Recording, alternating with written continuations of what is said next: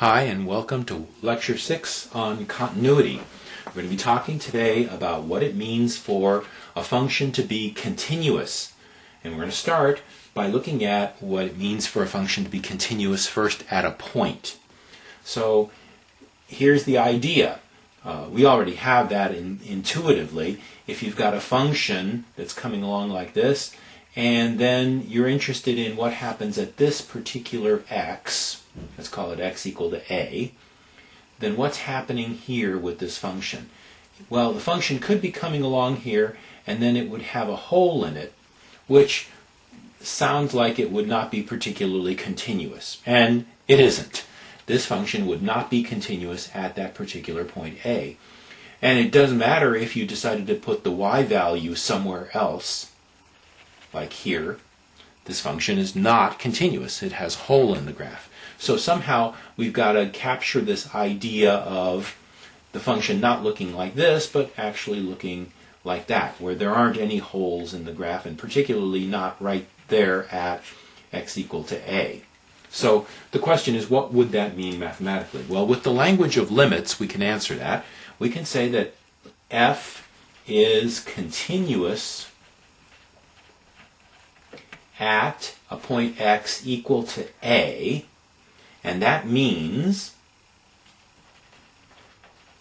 very simply, that the limit of the function as x gets close to a, the limit of the function, and the y value of the function, which would be f of a, agree with each other. Now we run this by again. The limit of the function, which means what do the y values get close to? Like, look at this picture. What do the y values get close to? Well, they get close to this particular y value up here. Right? What is the y value of the function? Well, that's what you get when you plug a into the function, which would mean this point here. And you see the problem is that for this particular picture, the y value of the function does not agree with what the function tends toward. The y values get closer and closer. The limit answers the question, what do the y values seem to do as x gets close to a? The y value of the function all by itself at a, which is what you get when you plug in a, that's this number. Okay? And this is why so many times many of you have asked questions in class or on Piazza or somehow or other, and you may say the term, I plugged in this number to get the limit. Well, you may have done that, but that's not a good way to explain things, because whenever you say you plugged in a number, you're calculating a y value. And the limit really doesn't have anything to do with what the y value is. It has to do with what the y values, many of them, are as you get close to the point that you meant to plug in. In this case, it would be fatal if you plugged in a, because you get this number. And that's not the same as the value of the the tendency of the function. The tendency of the function is up here, the y value is down there, so these two things would not agree, and so this function is not continuous at a. On the other hand, here, for this little picture, as x gets close to a, the y values are getting close to this number, and sure enough, when you plug a into the function, you get that number up there. So life is good. Continuous functions are good. That's what you want. Okay, so this is it. This is the definition of what it means for a function to be continuous at a. Of course, that throws all the work onto the definition of limit, but that's the way it is. We can also talk about what it means to be continuous from one side or another. I'm not going to waste too much time talking about that, but you should be able to see that functions, here I'll draw you a picture up here on the side. Suppose you have a function that comes along like this, and it has a hole in it, and then it jumps down to here, and then it continues like that. All right?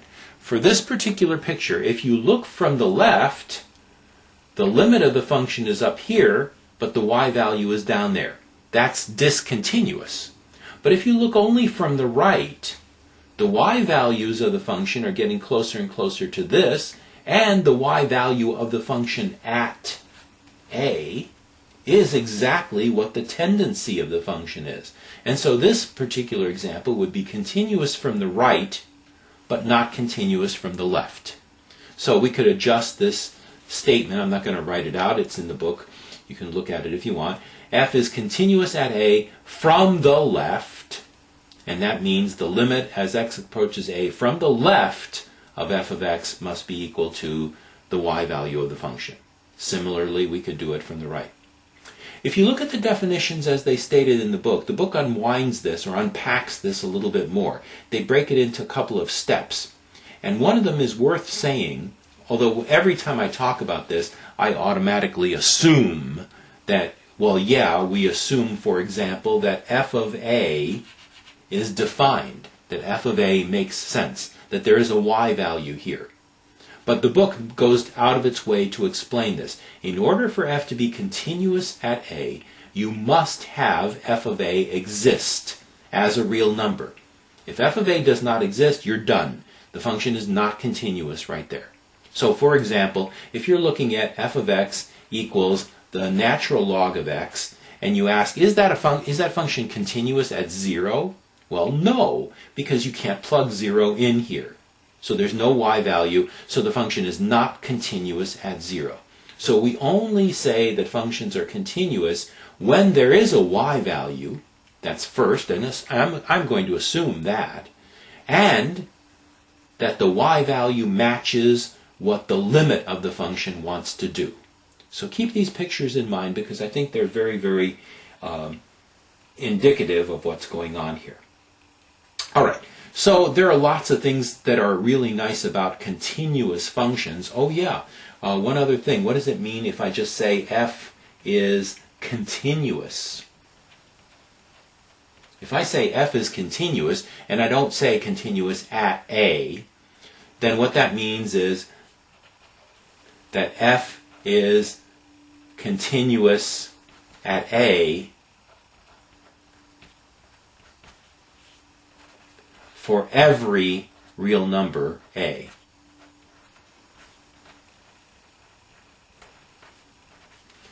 So we say that a function is continuous, period, and that just means the function is continuous at a for every possible real number a. All right, it's kind of an obvious definition. But continuous functions, if I just say continuous, those are very, very, very important. Lots of properties about continuous functions. Continuous functions are nice. They're not perfect, but they're pretty darn good. One other thing about continuous, not just continuous at a point or continuous everywhere, we might say that f is continuous on an interval. So for example, on an interval from a to b. And this is kind of important. This means that f is continuous at every x in this interval, and at the endpoints, it's continuous in the correct direction. So for instance, at a, you got to have continuity from the right, and at b, you're going to have continuity from the left. So f is continuous on the entire interval if f is continuous at every point, which it means at every point you get the y value agreeing with the limit of the function, and at the endpoints you're continuous in the right direction. It's as if you're saying this function might exist outside the interval, but I'm not worried about it. I'm only concerned with what happens on the interval from a to b. And this happens so much in practice that we have functions, they might have definitions all over the place, but we really don't care, and we only care about what happens in a certain interval. This is so practical. I mean, in the real world, we don't care what happened before, let's say, 2010. And so that just becomes the beginning point of our time interval. So many examples like that, where we don't care what happens outside a certain interval, so we only consider the function on that interval, and that's it. You'll find that there are lots and lots of theorems about continuous functions, so let's just write down a few of these. Suppose that you have two functions, f and g, and suppose that they are continuous. All right? Then the question is, what do you think is going to happen if I add f and g together? Well, first of all, if f and g are functions, and you add two functions together, guess what you get? You get another function, of course. So you add these two functions together, you get the function that is f of x plus g of x. So what about f of x plus g of x? Well, if f and g are continuous, then f plus g is continuous. Very, very easy to prove. What if you subtracted them? Same story. What if you multiplied them? Take two functions and multiply them together. If both are continuous, the product is continuous. No problem. What if you divide them? What if you take f of x and divide them by g of x? You probably can guess what's going to happen here. This will be continuous except where g of x is 0.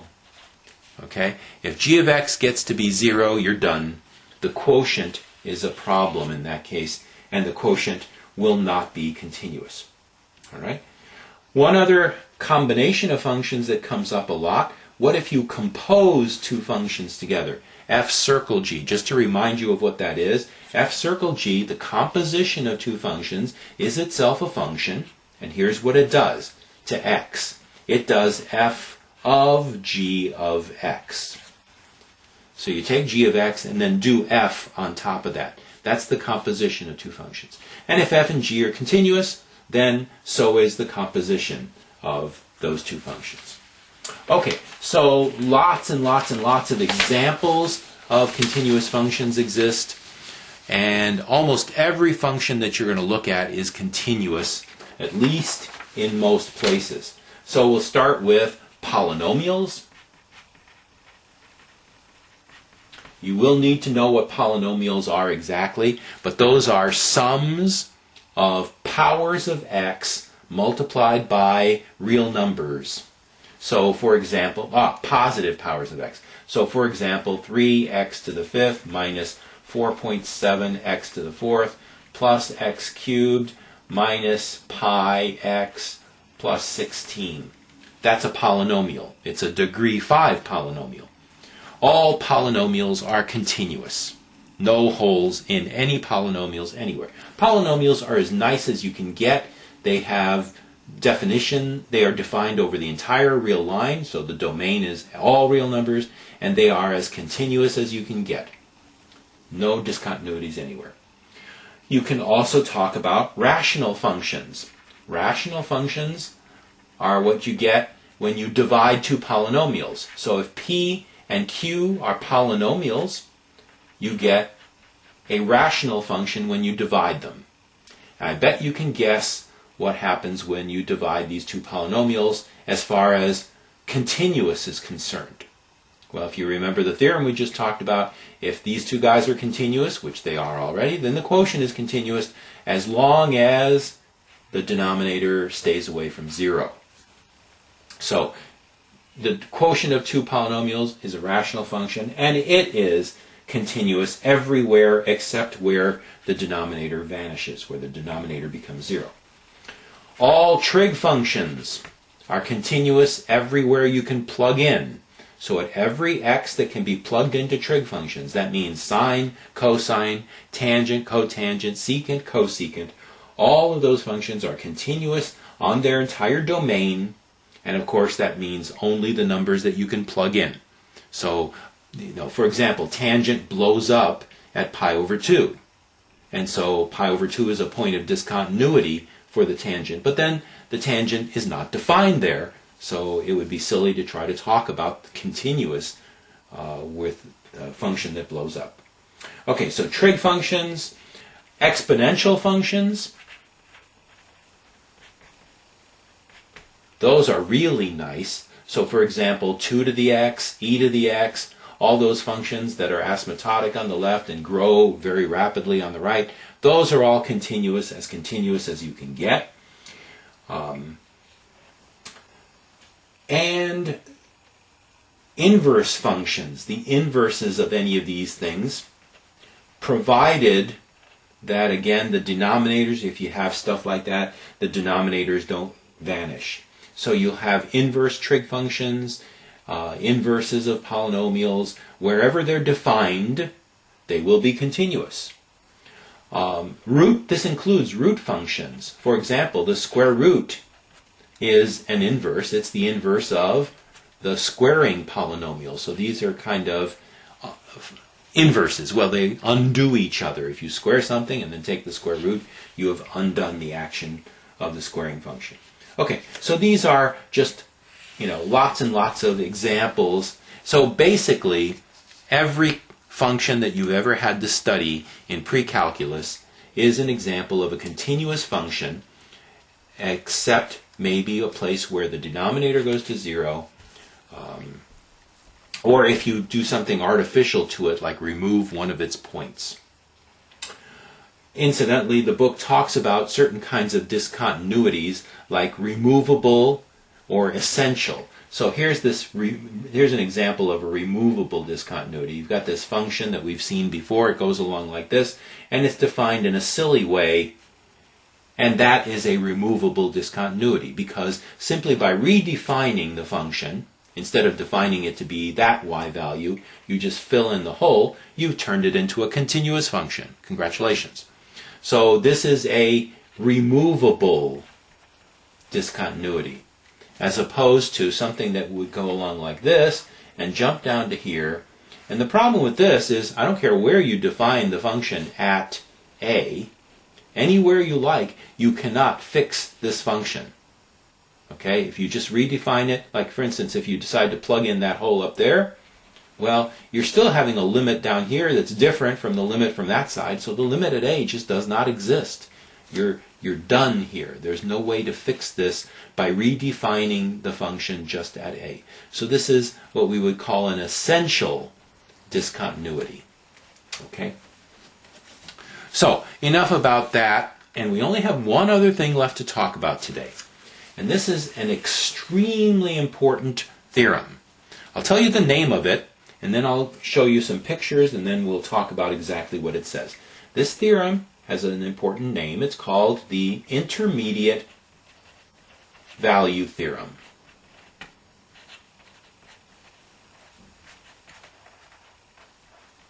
All right? The Intermediate Value Theorem.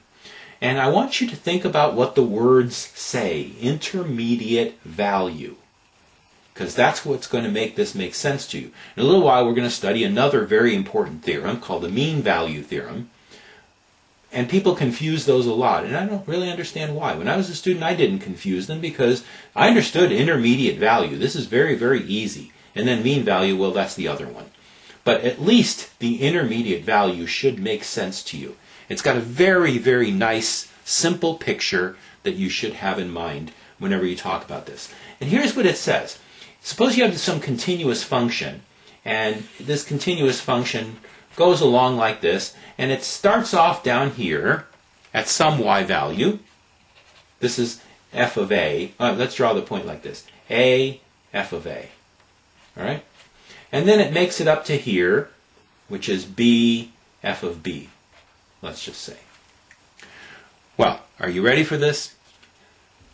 This is the point in the y-axis where this is f of a. This is the point in the y-axis where we're at f of b. What happened? The function went from this level up to this level somehow, and it's continuous. All right? The intermediate value theorem says you can't have a continuous function go from here to here without going through absolutely every point in between. Isn't that sort of obvious if you have a continuous function? And that's really all that this says. If you've got a continuous function, you can't go from one point to another on that curve without passing through every point in between, every y value in between. So to put it positively, suppose you start at f of a on a y value, and you end up at f of b, which is a bigger y value.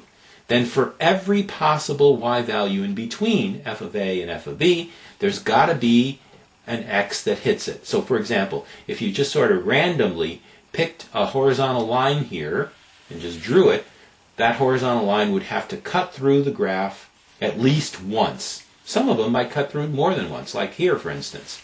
That's fine. I'm not saying that can't happen. That's even better.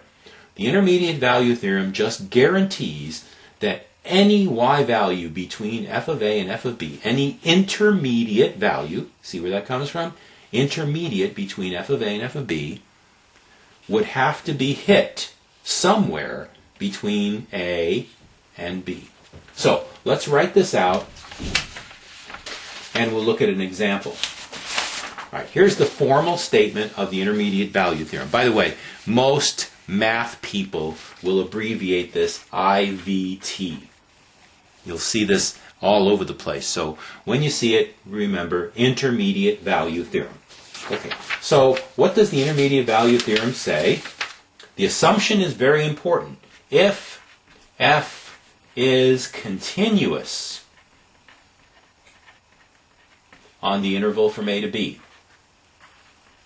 should be obvious that if f is not continuous, all bets are off. Because of course f can go from one point and jump way up to the other point without passing everything in between if f is discontinuous. That's exactly what discontinuous functions are great at doing. But if f is continuous, and you've got to remember that that's the assumption here. If f is continuous on an interval from a to b, and suppose that f of a and f of b are different numbers. So f of a and f of b are different. Then, for every, and we'll call it n in this case, different books call it different things, for every n between, for every number between f of a and f of b, for every number between f of a and f of b, there is at least one number c such that f of c equals n. For every possible number between f of a and f of b, there's got to be an x value that you can plug into f to hit n. Now see, this is what's difficult about the intermediate value theorem. It's difficult when you put it into words, right? I think if you remember the picture, there's never any problem. I think. Here's the picture again. You can't go from here, this level of y value, to this level of y value on a continuous function without going through absolutely every level in between. So if you pick a level at random, it's going to cross the graph of f somewhere. And at that point, that's your c, where f of c equals n. So if you picked an n between f of a and f of b, that's a level. And once you hit that level, that's your c. And there's got to be one. That's all the intermediate value theorem is saying. Okay? If you read it in words again, here it is. If f is continuous on an interval and you get different y values at the endpoints, then for every number between those 2 points, there's at least one that hits it. Okay? Now, here is the most important and most common example for the intermediate value theorem. It comes up so many times when we want, let's try that again. When what we want to do is solve an equation. In particular, we want to find a zero of a function. So let's look at this. Here's an equation. Cosine of x equals x. And we'd like to solve that equation. Find an x for which this is a true sentence. All right. Well, I'll give you a clue. There's a solution for this on the interval. So we can say solve this equation on the interval from 0 to pi over 2. And here's what we do. We take this equation, which is an equation, and we make a function out of it by putting everything on one side. So we go f of x, and we say let f of x be equal to the difference of these two, x minus cosine x. It doesn't matter which way you do it. It really does not matter. Okay? So what can you say about f as a function? Well, it's the difference of two simple functions. One of them is a polynomial of degree 1, and the other is a trig function, both of which are continuous. So if you subtract them, you get a continuous function. So f is continuous. All right, that's good. What happens when you plug in 0 into this function? Well, let's see. F of 0 is 0 minus cosine of 0. And yes, you must remember what cosine of 0 is. You're going to have to remember what the graph of the cosine looks like. So, just to remind you, the graph of the cosine looks like this. And at 0, we're up here at 1. So the cosine of 0 is 1, so we get 0 minus 1, which is negative 1. Okay? What would f of pi over 2 be equal to? Well, you plug pi over 2 into the function and you get pi over 2 minus cosine of pi over 2. Well, similarly, you do need to know that pi over 2 happens to be this number right over here, where the cosine hits 0 for the first time. After you start x equal to 0, the first time you hit the x-axis for cosine is at pi over 2. That corresponds to 90 degrees. Cosine of 90 degrees is 0. So this reduces to pi over 2 minus 0. But here's the thing. Look, f of 0, whatever this function is, f of 0 is a negative number. F of pi over 2 is a positive number. How'd this happen? How'd you get from negative 1 to pi over 2? Well, if you're a continuous function, the only way you can get from a negative to a positive is by going through every number in between, in particular, 0. There must be a number c between 0 and pi over 2. There has to be a number c between 0 and pi over 2 such that f of c equals 0. Because f is a continuous function and it was negative somewhere, positive somewhere, it can't do that without going through 0. So here's what's going on. Although I don't know what the graph of f looks like, here's what I do know. Here's the x-axis. Here is my 0 point. Here's my pi over 2 point. When I plugged 0 into f, I got negative 1. So I have a dot down here. When I plugged pi over 2 into my function, I had a y value of pi over 2. That's up here somewhere. It doesn't matter where.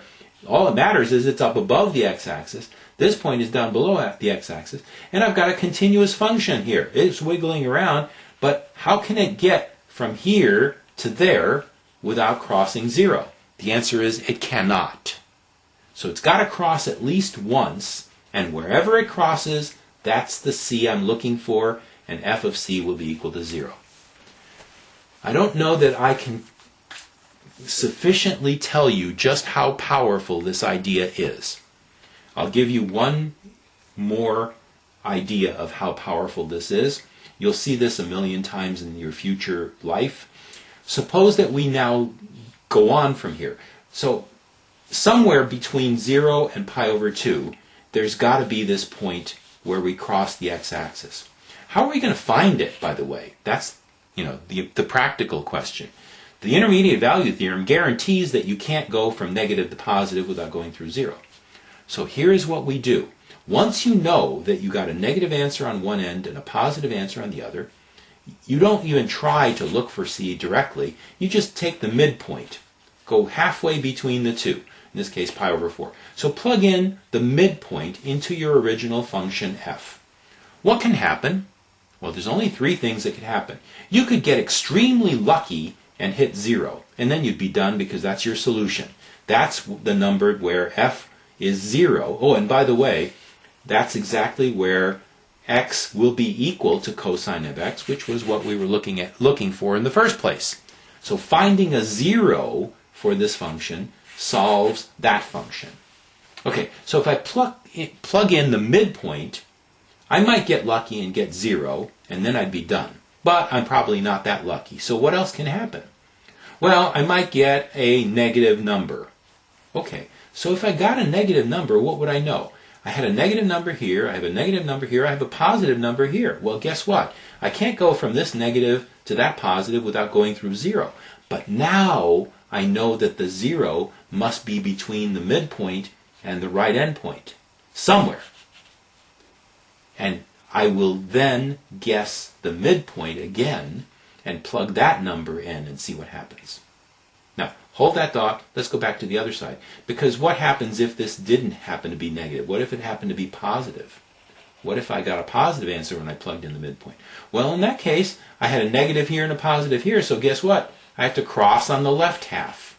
So somewhere in the left half, I've got to get my 0. So I can guess again, plug in the halfway point and plug that in. What is this doing?